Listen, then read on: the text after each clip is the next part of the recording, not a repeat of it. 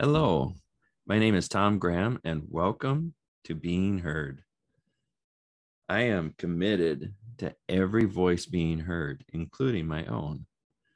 And I want to welcome Lisa McCardle. And welcome, Lisa. Thank you so much for having me today, Tom. It's my honor to be Yeah. here. And I am honored to be here with you. And today, what we're going to talk about is the 7P's: passion, perseverance, perspective, priorities, purpose, patience, and prayer.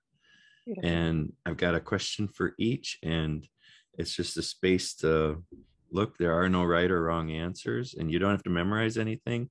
It's a question and then an answer. Perfect. Yeah. So, would you mind telling us a little bit about you? I would love to. My name is Lisa McCardle. I'm currently residing in Carmel Valley, California, which is the central coast of California. I serve in the world as an ascension guide. I'm a spirit channel. I've been operating in the world as a healer for more than half my life, about, 27 years. And yeah, I'm here to usher in the dimension shift and the awakening of humanity so that we can birth this new earth and rise up in a new level. And there's nothing I would rather be doing. So that's me. Awesome. I'm also writing a book right now, which is Yeah. really exciting. Yeah, I'm writing my book. I was published this year in another, I got published as an international bestseller in a collaborative book earlier this year.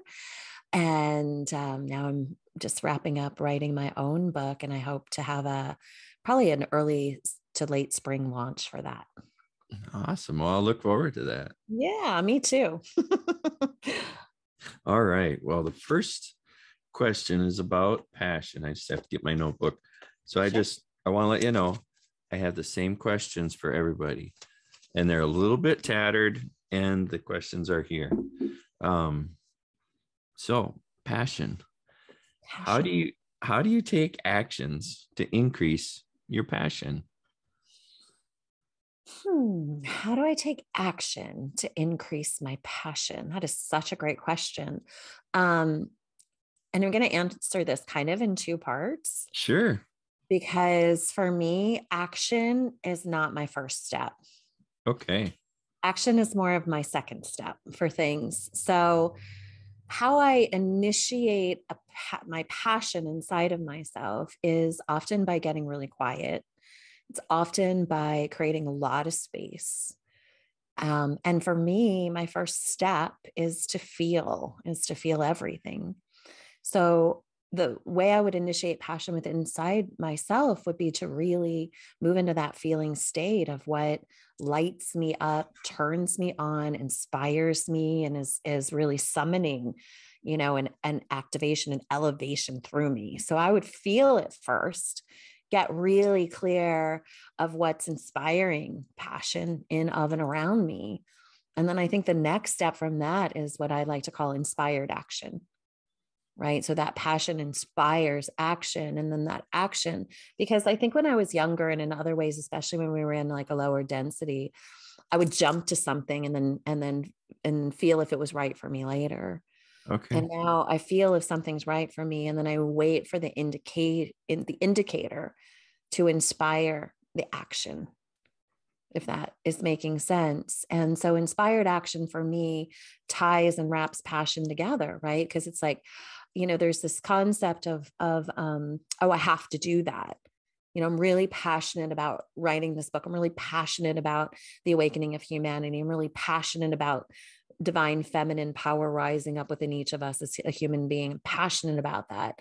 But the action comes from that passion pulling me to how I can make that be a service, or how I can optimize that in, of, and around me to inspire others. So the actions are delivered through the awareness of the passion and the desire. Awesome. Cool. There's no straight lines. There's no straight pathways to getting to any of this, are there? Well, There yeah, and there's nothing wrong. And all these it's perfect what you how it's for you. yeah. And that's amazing. So thank you. Of course. And then the next one is perseverance. And so, in that context, what is worth so much that you'd push through anything to have? Ooh. Perseverance. I would say the biggest thing that comes through me in this now moment, that is the biggest thing that I would push through anything to have be an experience, is freedom. Yeah. Yeah. It's freedom. It's freedom to choose. It's freedom to express. It's freedom to travel and to move about and to be me. Mm-hmm. I think, no, I don't think, I feel my truth in this moment, and is that freedom is the thing that I would tear down walls to have, because without it, we lose our innate expression. We lose our soul's truth. It's freedom. Yeah. And then I just, my own curiosity is here. And so this is like not on the list. So Okay. how does choice play into freedom? Yeah. That's a good question. Choice plays into freedom. Well, we have to first understand that we have a choice. Yeah. Right. And part of what I believe, practice, and a lot of what I teach is that we choose in every moment, right? Mm-hmm. We choose it all. We choose how we're going to feel. We choose how we're going to think. And in turn, then we choose what we're creating, right? Because it's all vibration.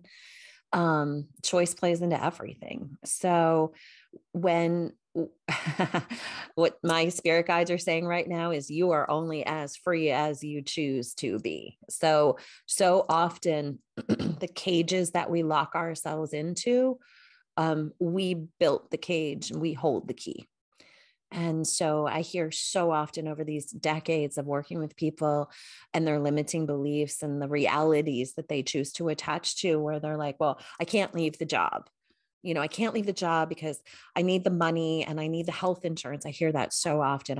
Stuck in a despair of something that they hate, where they spend most of their time doing it because they need this illusionary thing that we've created as, of its well-being. And so we're the gate and we're the gatekeeper. So I believe that choice is everything. When we choose to see ourselves as free, we begin to create a life, a reality, an experience, and an expression that aligns with that freedom.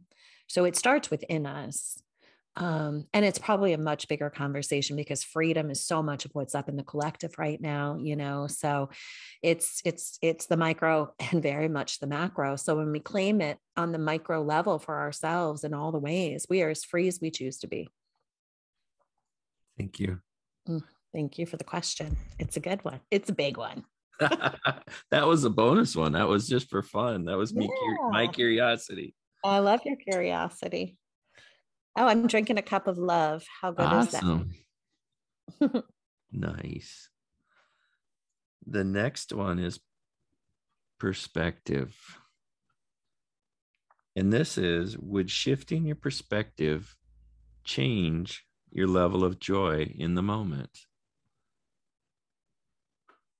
Absolutely. Absolutely. Yeah. Yeah. Anyway. Yeah. And so these are like the standard questions that I'm asking everybody. Mhm. And so some people give me that's a question. And some people go, I don't know. Let me think about that. And so there's the whole range of people out there. Yes. And so thank you.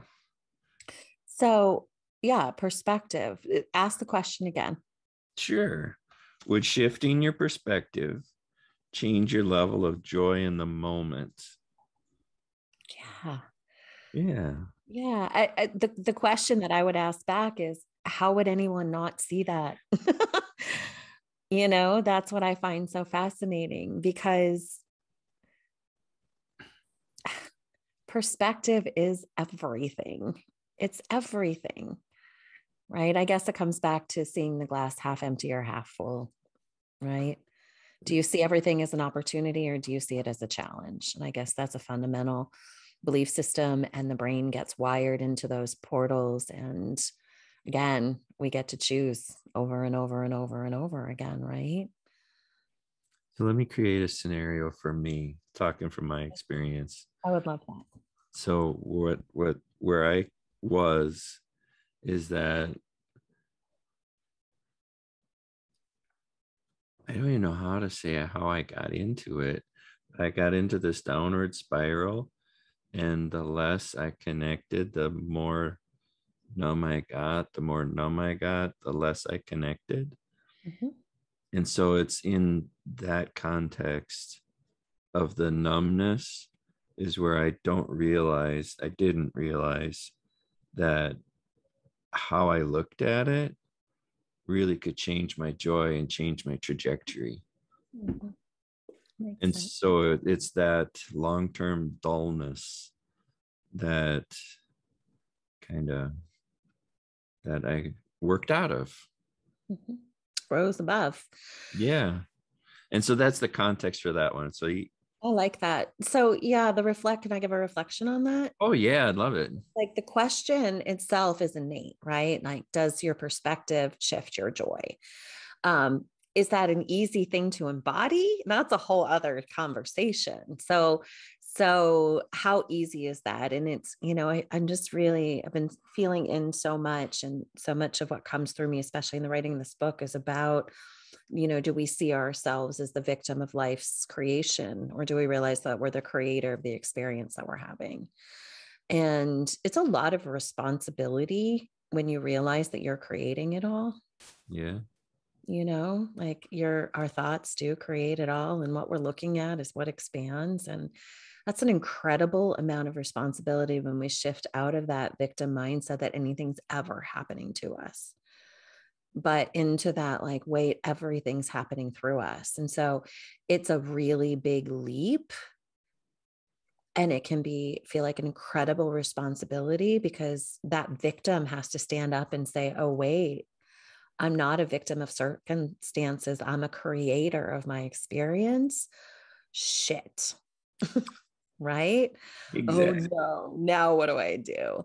And then in time, especially with the evolution of that, the understanding of it, there's so much empowerment in that, right? There's so much power.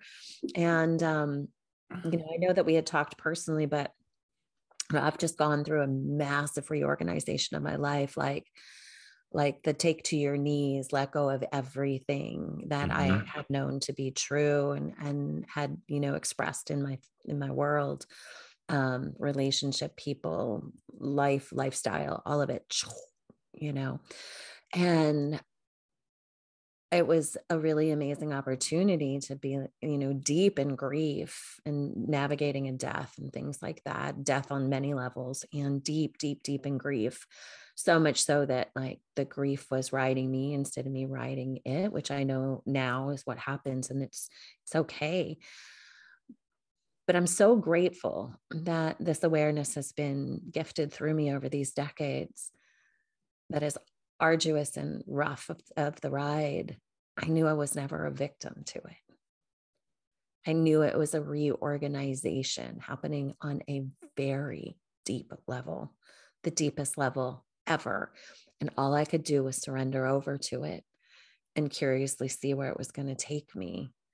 And it was painful and arduous, and I'm still in it. And it's 1:11 here right now. So there's that magic of time, of numbers. It was 3:11 here. My favorite. That's my home address. When I see that, I think home. Oh, I love that. The threes and the ones are definitely my number play. Anyway, but since I've been given the wisdom, been offered to sip from the wisdom that I'm a victim of nothing, we can drink from it or not. I can see that everything is a collaboration.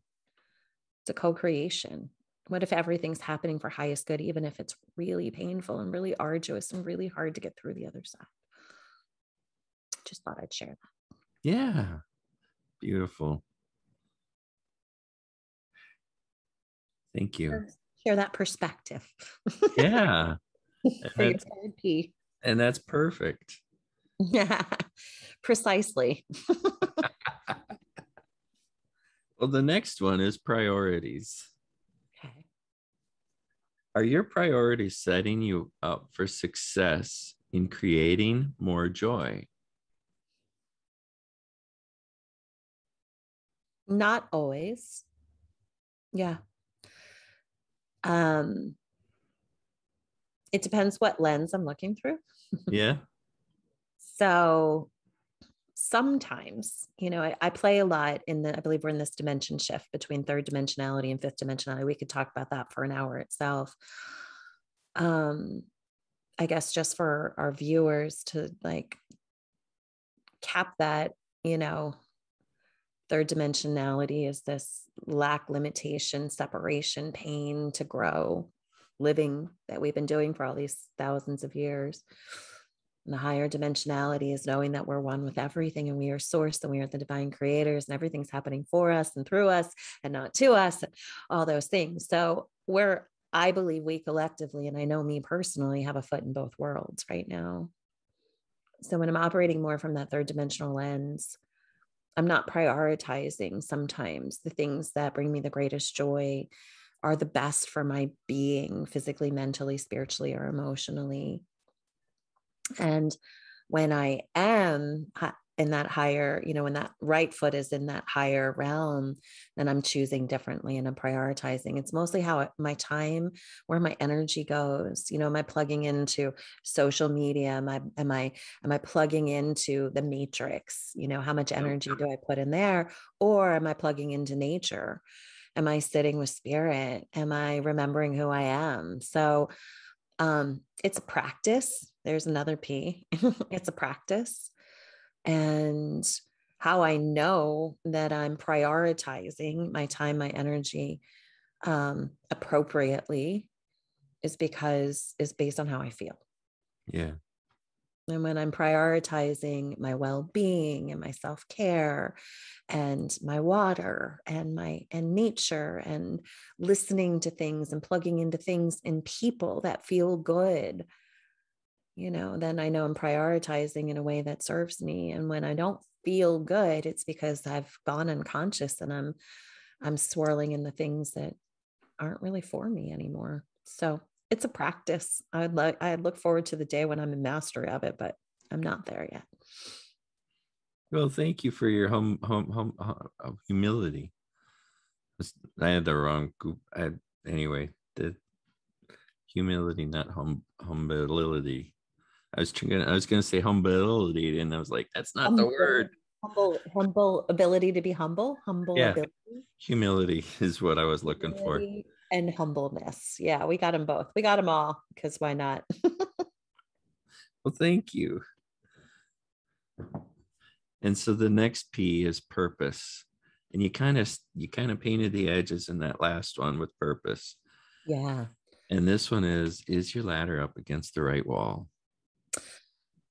Yeah, purpose. It's such a good one. It's actually, I mean, it's a huge part of my service in the world is helping people find their purpose. Um, I'm gonna say yes, 90% of the time. My Yep. ladder is leaning against the right wall. I'm really, really blessed that I have been living within my purpose. I consider purpose to be your service in the world. Okay. I consider those two to line up together. The expression of purpose is service. That's how I Okay. perceive it. And I think most people, when they come to me and they're like, I don't know what my purpose is, they're looking for like how they're going to work, how they're going to serve, how they're going to be in the world. Right. So I think purpose has two folds to it. I think how we serve is one aspect of purpose.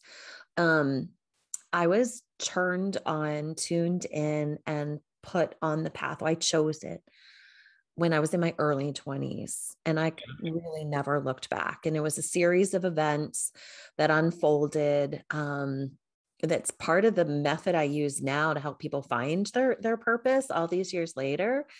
And how I did it in my early 20s was I really sat with what I loved What do I love? And at that point in time, I loved herbs. I loved growing plants.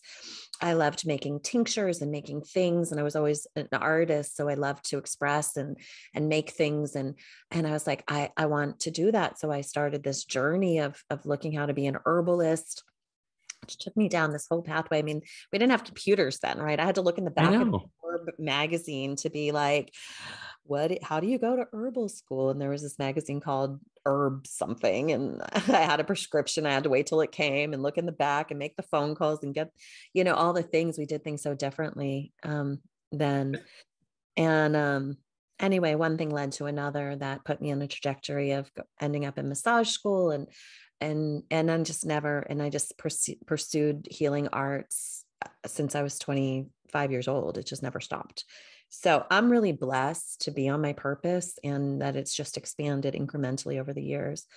If we're really to dissect purpose though, like really at soul level, I'm really clear that our purpose as humans on planet Earth right now is to usher in the light, is to be in our highest vibration, is to be in our greatest joy, is to be unwavering in that so that we can birth this new earth.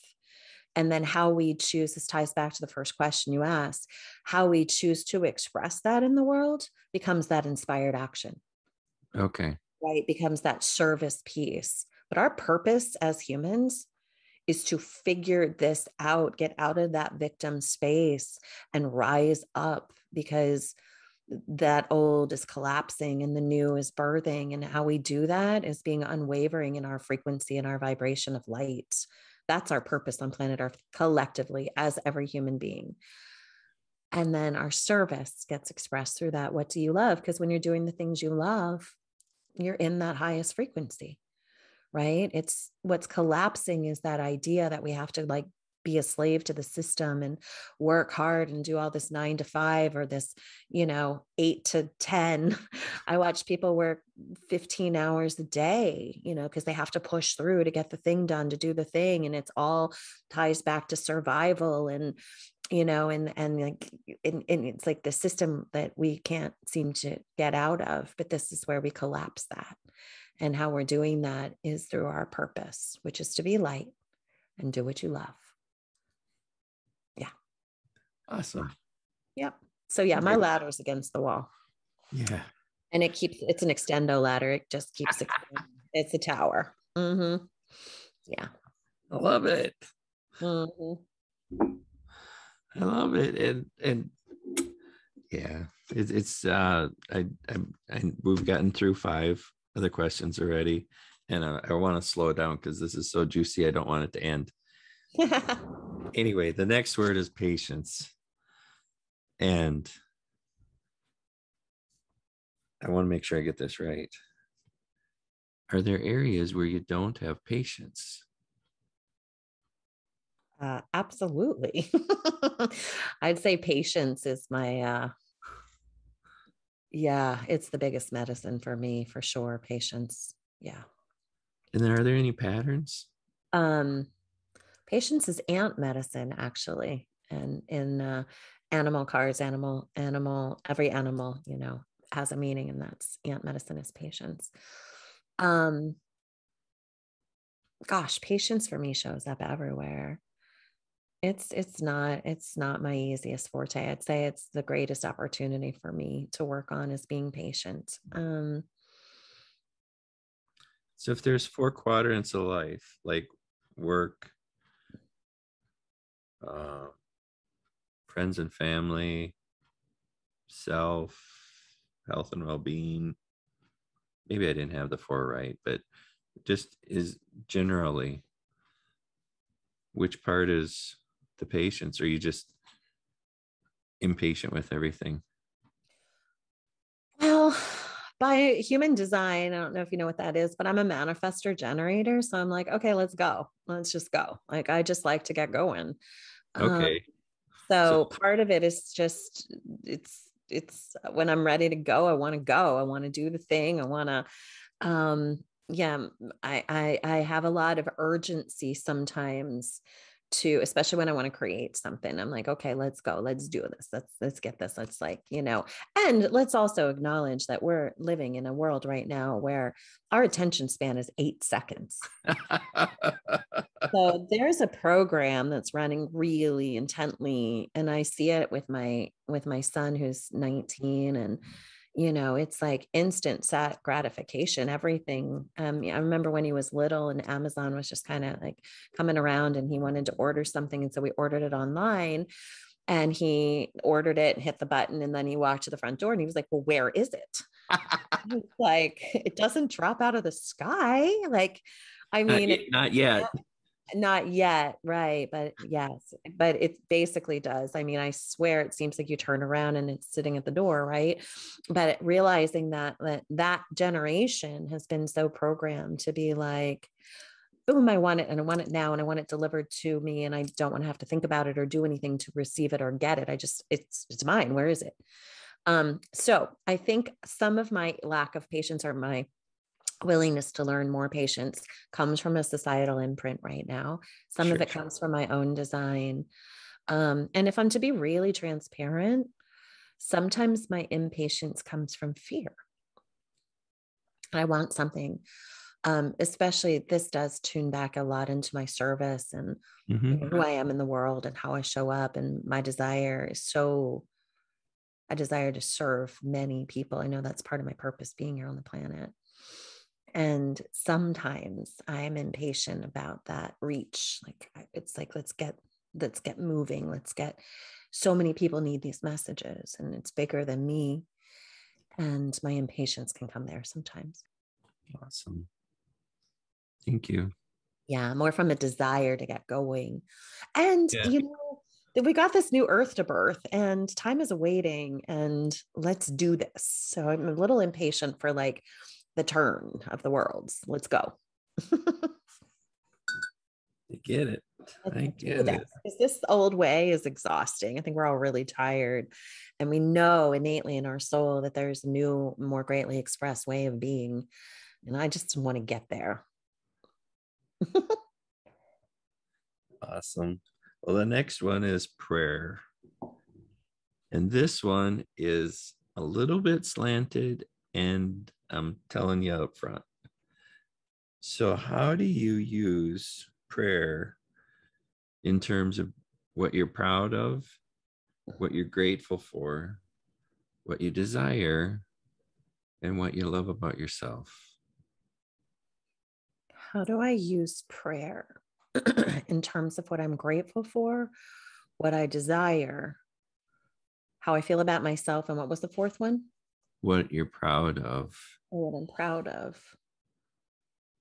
That is an interesting twist on prayer.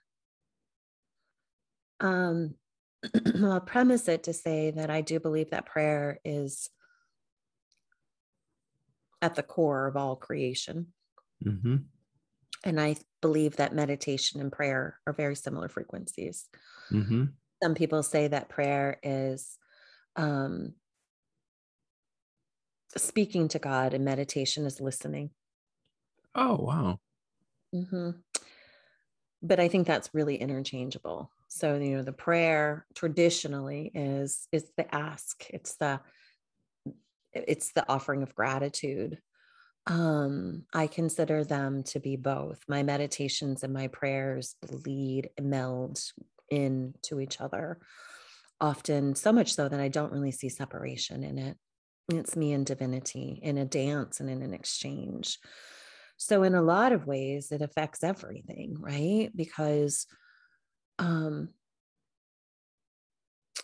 pride, the gratitude piece, right? I think they all evolve together, right? Because when how I feel about myself also has to do with how proud I am of who I am or what I'm experiencing or creating, also has to do with my gratitude. And then I forgot the fourth one, but I don't see them as separate. So when I'm intentional daily to be in that level of presence with that which is me and that which is greater than me, that's what sets the tone for everything that I experience, good, bad, ugly, or indifferent. And when I come to that with gratitude in my heart and curiosity and a willingness to be shown, That's what exponentially like expands all of the experiences in my life. When I hand over any judgments or limitations for myself that I hold for myself, that brings me into greater self. That helps me to expand my viewpoint of myself by handing over the illusions, lacks, lies, all the stuff that we are, really dance within. Yeah. So it's a spiral. It's not like a star that has points. It's a Right. spiral. So do you mind just naming one thing, each bucket? Like what you're proud of, one thing you're proud of, one thing you're grateful for, one thing you desire. And I can ask them slower. I Yeah. mean, Let's like you start one could at a time. take them one at a time. So what are you proud of? Yeah. Name one thing you're proud of, please. Sure. I'm really proud of my deep capacity to listen and to move as spirit calls me to move. Like, I'm really proud that I am willing to be a humble servant, to be led and to trust at the level that I am. It's not always easy, but I'm really proud of that part of myself. And I'm proud that spirit has chosen me to deliver messages through, and that my heart is pure to receive the messages and deliver them. I'm really proud of that. Fantastic. I get it. The next one is grateful. What is one thing you're grateful for? I'd say the biggest thing that's top of heart right now that I'm so incredibly grateful for is I have such an amazing community of people around me, literally, like on so many levels. Community here, rich where I live, but also that expands to all these different parts of the world. I feel really supported. I feel deeply loved, and I feel held in a way that there's really not words for. It's probably my biggest gratitude is the level of support that I have around me and the level of people who really see me. And I think innately we all have a deep desire to be seen. And I think that's the most loving thing you can do for somebody is to see them in their brilliance and their humor and their power and their light and their strength, whatever it is. I'm realizing more and more, especially in these last few months, how many really brave souls I have around me who can hold me and who can reflect me back to me when I can't see it for myself. I'm really grateful for that. Awesome. The next part is what do you desire? Gosh, how much time do we have? What do I desire? Oh, so much. I desire, I mean, on a tangible, practical level, I really desire to hold this book in my hands and not my heart. Yeah. I really desire this book to be out into the world and for me to get out of I've been kind of living the final chapters of it because of the intensity of what I've been journeying through. So now it's time to create that story into the bookends of so much that's already been created. So I desire that on a personal level. I desire to know where I'm to have my home. I'm Mm-hmm. desiring the universe to show me where I'm supposed to be right now because there's so much change coming and so much change that has happened. Yeah. Everything feels very temporary. So I'm like, where do you want me to be? Show me. And as I said, I'm a humble servant. I'll listen. So I desire to have that. I know it's already happened, but I desire to know. And then on a bigger scale, I desire for every human being to really know their worth and to know how precious and valuable and magical and right they are. Because when each human being knows that, the collective consciousness of humanity becomes unstoppable. And one of my favorite messages that has ever, there's a couple of favorite messages that have come through me, but one of them is, well, one of them is attached to nothing and allow for everything. But another one is that you are worthy because you exist. And so I feel like if all of humanity could really get to that point where we stop proving for our worth and we know that we're worthy because we're here and our purpose is to be light here on this planet, everything fundamentally changes from there. Beautiful. Thank you. Yeah, it's true. Yeah, I really get that. And there's one more. What do you love about yourself? It's always the greatest opportunity, right? To really come into that and to speak to it. One of the things I most love about myself is that I'm a really good listener. I'm a really good friend. And I'm a really good vault. Like, I hold people's truths when I'm asked to hold something or I intuit that it is, I'm really good at holding people's treasures for them as sacred, which also makes me a really good friend. So I love that about myself. I love that I'm curious and I'm a bit of an adventurer. I'm an Aquarius, so I'm like, woohoo, where are we going? What are we doing? So I love that about myself too. Awesome. And that's my 7 questions. Really? I know it went by so quick. Oh no. Oh, well, oh yay. How exciting. Yeah. So thank you so much. Of course. I Yeah. appreciate your generosity. It's my pleasure. Yeah. Thank you for having me and hosting me. Yeah. What would you like to be acknowledged for? What does that mean? A la carte. What would I like to be acknowledged for? You mean by you in this moment, Yep. by myself, by the world? Me to you. What would I like to be acknowledged for? Mm-hmm. I would like to be acknowledged for my willingness to step up and step in, even if I didn't know what I was saying yes to. I love Even if it. I didn't know exactly what we were doing. Yeah, I'd love to be acknowledged for that. That feels good. Thank you for asking. Anything else? I mean, I can do more than one. I'm going to throw in a couple of my own.